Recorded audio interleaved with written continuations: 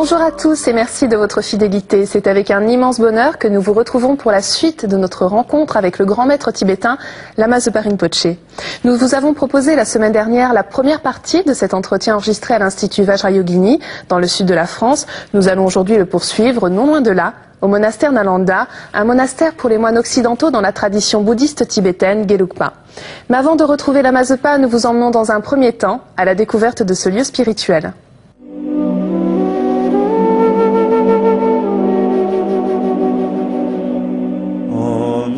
Vous pouvez apercevoir juste derrière moi les anciens bâtiments du monastère Nalanda. Nous nous dirigeons maintenant vers le nouveau temple où nous attend le responsable de la communauté, le vénérable Tendar.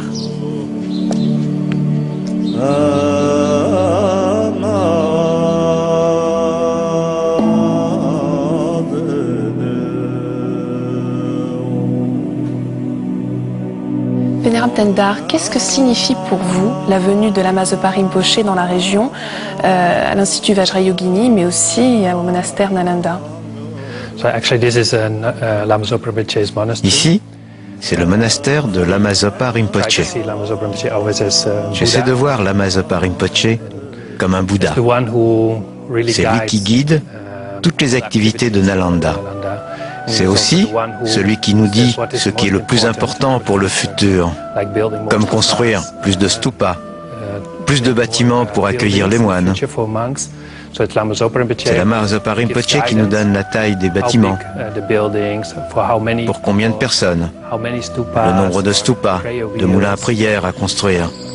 Et il nous guide également sur les programmes et les niveaux d'études. Et il nous donne des conseils que nous essayons de suivre de notre mieux. Alors, quelle est plus précisément la vocation du monastère Nalanda, Vénérable Tendar? Le premier but de l'existence de ce monastère de Nalanda, c'est d'offrir un environnement à la communauté monastique bouddhiste. L'activité la plus importante à Nalanda est le programme d'études qui se déroule sur 5 ans. En dehors de ça, nous faisons beaucoup d'autres choses. Des rituels, des méditations, des arts sacrés et beaucoup d'autres activités en dehors des études. Les joutes oratoires constituent un aspect important de l'apprentissage des moines. Pourquoi? Pendant les débats, nous montrons que nous connaissons les textes du Bouddha, mais également la manière dont nous les comprenons.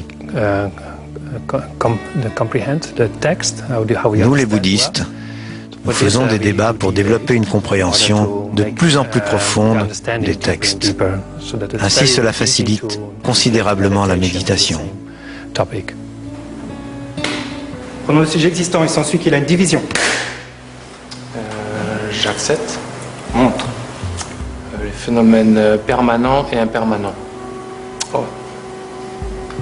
Phénomène conventionnel et ultime. Prenons le sujet phénomène conventionnel, il s'ensuit qu'ils sont permanents parce qu'ils ne changent pas moment par moment. La raison n'est pas établie. Prenons le sujet phénomène permanent, il s'ensuit qu'il ne change pas moment par moment. Pourquoi? Okay. Merci beaucoup, Vénérable Tendar. Thank you also very much. Nous sommes dans le nouveau temple de Nalanda qui vient tout juste d'ouvrir ses portes. Il s'agit d'un lieu exceptionnel, unique, tant par sa décoration que son architecture très novatrice. Nous allons retrouver maintenant Gelek, un des moines du monastère, pour qu'il nous en dise plus.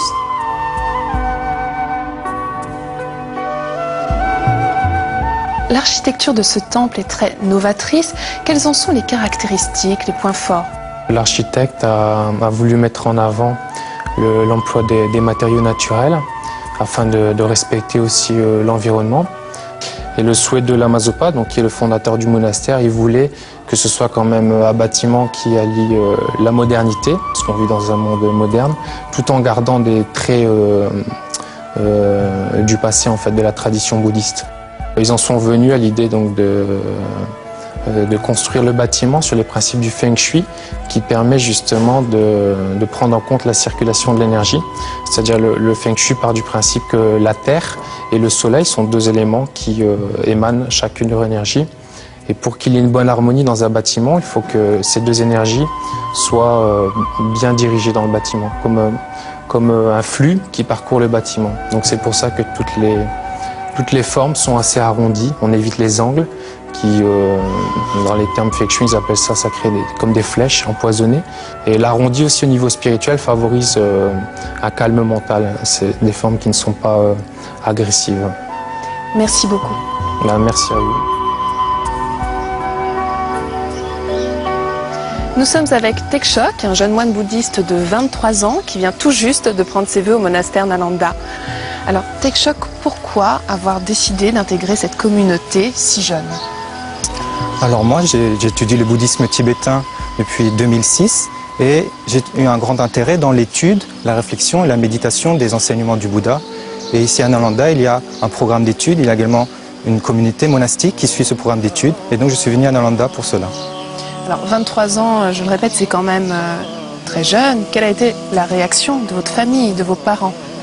Depuis que je m'intéresse au bouddhisme tibétain et que notamment j'étudie et j'essaye de pratiquer donc les enseignements, je me sens mieux, je me sens très bien, je suis peut-être plus heureux dans ma vie, je trouve plus ma place dans ce monde, on va dire. Et mes parents le voient et l'acceptent et sont contents pour moi du fait que je sois également content d'être ici. Alors concrètement, qu'est-ce que vous apporte le monastère Nalanda? Donc ici au monastère Nalanda, il y a un programme d'études et donc on a du temps pour étudier, réfléchir et méditer sur les enseignements du Bouddha et essayer de développer son esprit, de faire un travail intérieur. Et toutes les conditions extérieures sont déjà présentes. Maintenant, c'est à nous de mettre en place les conditions intérieures afin de développer l'amour, la compassion en nous et faire un travail sur nous-mêmes. Et ici à Nalanda, il y a ce programme d'études qui nous permet de faire cela, également ce magnifique environnement. Très bien, merci beaucoup. Je vous en prie.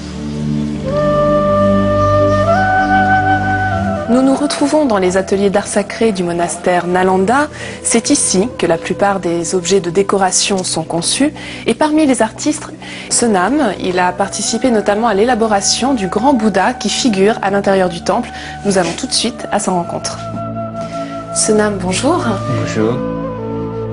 Sonam est en train de peindre une série de statues du Bouddha Maitreya, le Bouddha du futur, qui selon les prédictions des écoles bouddhiques, incarnera et enseignera la voie de l'amour bienveillant. Les yeux de la grande statue du Bouddha à l'intérieur du temple de Nalanda ont été décorés par ce jeune artiste, formé à la célèbre école d'art de Tsering, au Népal.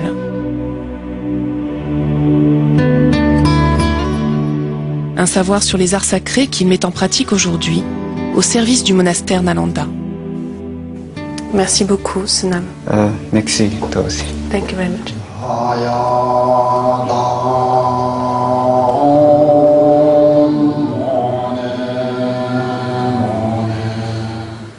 Pendant qu'une partie de la communauté est dans les ateliers pour se consacrer aux arts sacrés, l'autre partie étudie, comme vous pouvez le voir juste derrière moi, avec le geshe. Nous vous laissons découvrir tout de suite son enseignement.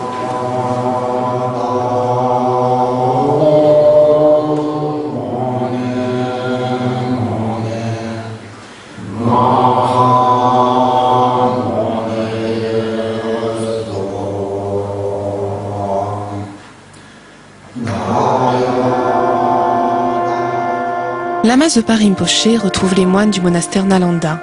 C'est lui qui a fondé ce centre d'études et de pratique il y a bientôt 30 ans, avec son maître, Lama Thubten Yeshe.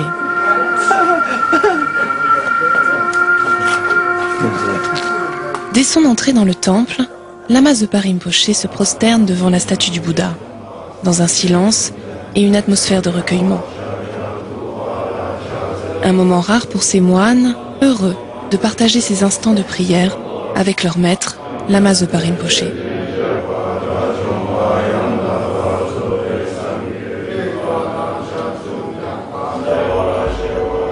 Nous sommes ici au monastère Nalanda où se trouvent environ 25 moines avec plus de 20 nationalités différentes, ce qui est quand même beaucoup. C'est un monastère à tonalité très internationale.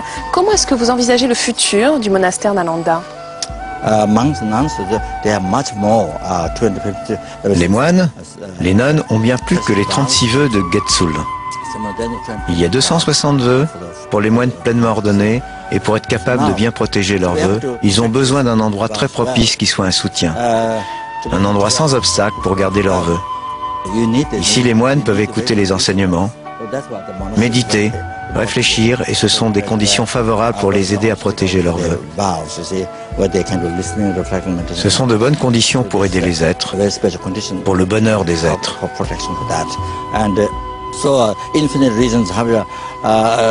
Et ainsi, cette vie pure à Nalanda devient le fondement pour l'obtention de réalisations intérieures, de parfaite réalisation en méditation. Et cela vient de la pure réalité, de la grande vue profonde, de la réalisation de la vacuité, de la perception directe de la vacuité, de la sagesse qui perçoit directement cette vacuité. À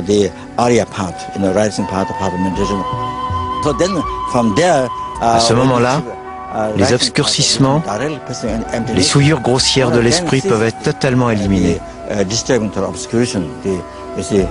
Et c'est seulement quand vous enlevez ces obscurcissements grossiers qu'à ce stade vous réalisez la paix et la béatitude.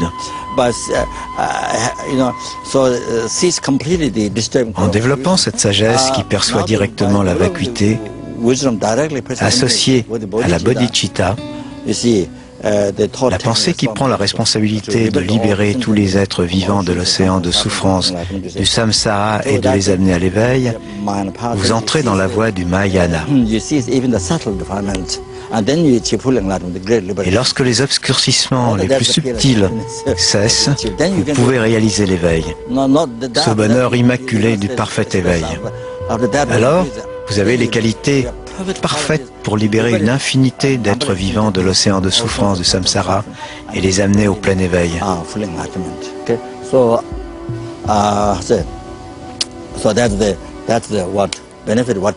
Ce sont là les bienfaits que les moines obtiennent ici à Nalanda et qui peuvent offrir une infinité d'êtres. Je suis heureux de ce qui se passe maintenant à Nalanda avec Geshe Jampel, le maître qui enseigne ici la philosophie bouddhique sur la voie de la libération et la voie de l'éveil. Aujourd'hui à Nalanda, tout va bien et ça va aller de mieux en mieux.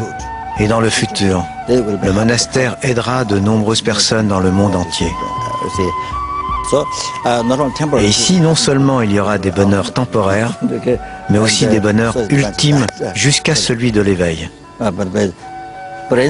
Et quoi qu'il en soit, ma vision ordinaire ne peut pas dire qui est Bouddha ou qui ne l'est pas parmi cette sangha. Cela dépend des personnes, de ce qu'ils vont faire et de comment se déroulera le futur. Merci beaucoup.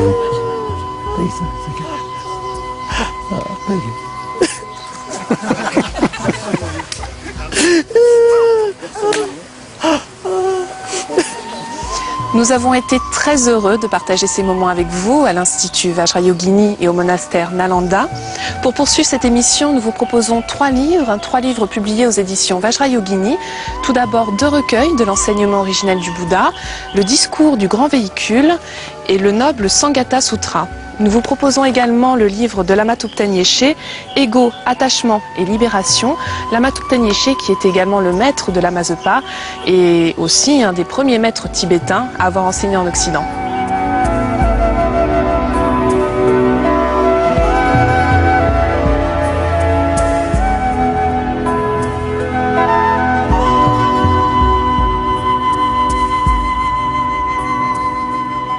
Vous pouvez retrouver cette émission sur le site internet de France 2 en cliquant sur la rubrique Programme et Chemin de la Foi. Merci à tous de nous avoir suivis. Je vous souhaite une excellente journée. À dimanche prochain.